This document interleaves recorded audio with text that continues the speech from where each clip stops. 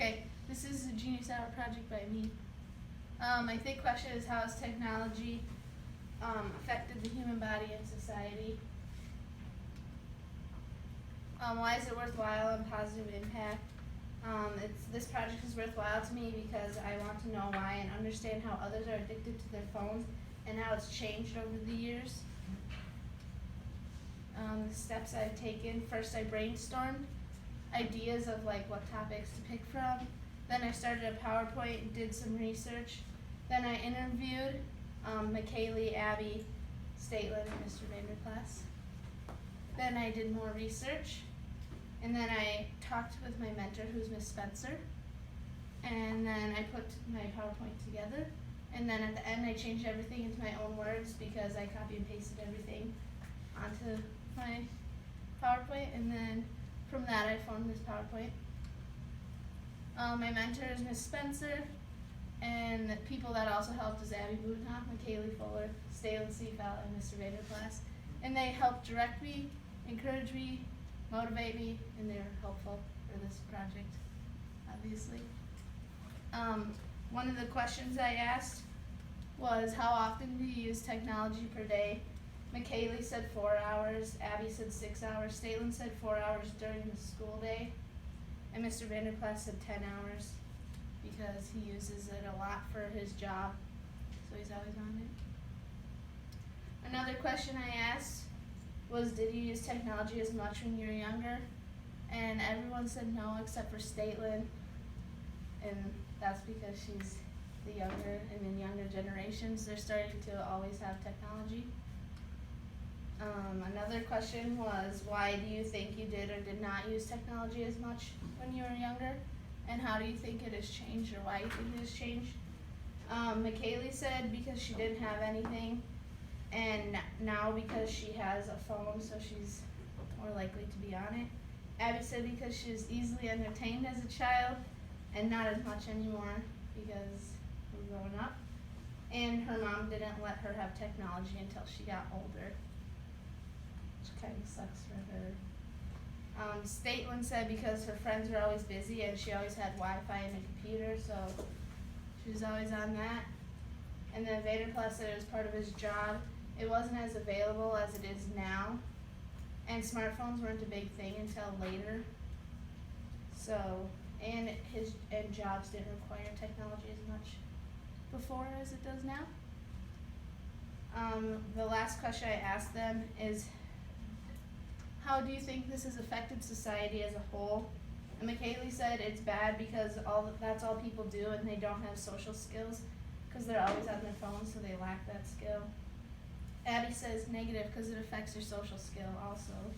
Statelin said people don't communicate in person, so there's a lack of that skill. And Mr. Vanderplas said it's both good and bad. He said it's good because life is easier and it's more convenient to go shopping online, and there's a GPS and communication is faster. But bad because people are too dependent on it and they lack other basic skills such as not knowing how to interact face to face with each other, and it's especially happening in the younger grades.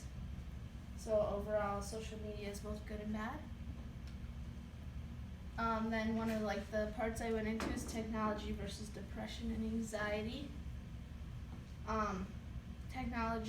People use phones a lot and are more likely to be diagnosed with depression and anxiety. They have more problems finishing tasks and making friends compared to the people that spend an hour or less on technology or their phones. They have sleeping problems because of the lights that affect your brain. And there may be a link between phones and depression and suicide, but more research is needed to fully understand these effects and make sure there is a connection. We Dream in Color. In a 2008 study conducted by Scotland's Dundee University found that adults over the age of 55 who had grown up in a household with black and white television sets were more likely to dream in black and white because they obviously haven't had colored technology yet. And younger participants growing up in the age of Technicolor, which is color TV, almost always experience their dreams in color. And this is according to the Mashable's website. And the dreams are typically in a light pastel color, so not like any brighter, vibrant colors. FOMO stands for the fear of missing out. Commonly being on social media, you have anxiety and or irritation, and that's common for people. There's evidence that looking at food on Instagram, Pinterest makes your own meal taste bland by comparison, and that's because they can edit these pictures to make them look better than they actually are, because you guys could be eating the same meal, but it's edited so it looks better. Nobody can wait anymore, not because they can't, but because they don't want to. Like, back in the day, you had to ask older people if they knew, or you have to like do research, but now we can just ask Siri or type it into the internet, and you get an answer right away. So nowadays, social media and technology is taking in as much as we can simply because we think it can. Phantom vibration syndrome. We are hardwired to assume our phones are ringing even when they're not, and that's because we're on them so much that we like the sensation of that feeling. A 2012 study was done, and researchers found that 89% of the 290 undergraduates surveyed reported feeling a phantom vibration syndrome once every 2 weeks.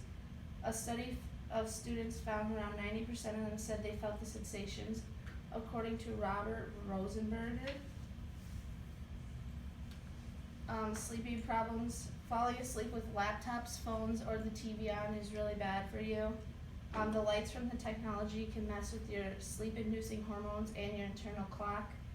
These bright lights can also fool the mind into thinking it's daytime when it's nighttime, or vice versa. And your eyes are especially sensitive to these blue lights, so it's just not good to have them on with you. So you should probably turn them off or get off them like a half hour before you go to bed. Are phones more addictive than drugs? There is no solid yes or no answer on that, but there are similarities between the internet and addiction, and it lies in the brain system that drive you toward reward, including the release of dopamine, reward and pleasure neurotransmitter. Cocaine impairs the prefrontal cortex, which leads to poor decision making, and the internet and technology doesn't, obviously, because my mentor was Miss Spencer again. She helped me by keeping me on track, and she has also helped me by providing me with articles to help answer some of these questions that I had. In conclusion, I've learned that technology is both good and bad. It all depends on how you use it and for what you're using it for. And I learned that you have to limit your usage. And by doing this, it will help you continue to talk face to face so that you don't lose that skill. And sleep is very important, so don't leave the TV on or phones at night when you're sleeping. So this is one of my sources, and this is like the ideas. I use this to like find the ideas that I focus on in the PowerPoint. This one I use for the dreaming in color. This one wasn't in the PowerPoint, but I talked about how like technology is both good and bad for you, and that had reasons why. This one, a number of people were dreaming in color, so that's where I found like the statistic. This one was obviously about the phantom vibration syndrome. This one was about the fear of missing out. This one was face-to-face interaction and like you're more forgetful and that stuff. This one was the depression and anxiety. This one was the cocaine versus the phone. And Miss Spencer helped me with answering questions that I had.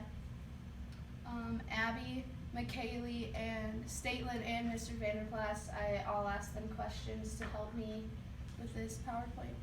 And that's it. Nice job.